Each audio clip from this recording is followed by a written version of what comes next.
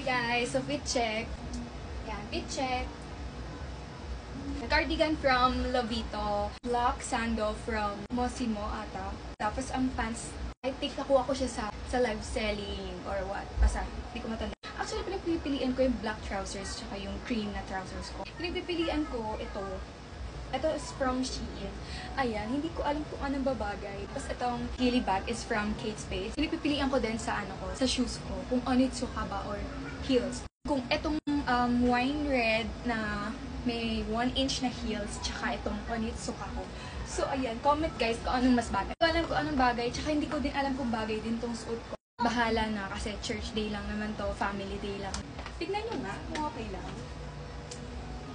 Para akong prof na principal na mukhang kinder, yung height. Ito, ginamit ko tong cardigan na to kasi pang mall, ganyan, pang malalamig lang siya.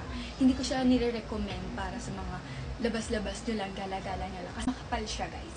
Mukha lang siya manipis, pero makapal talaga.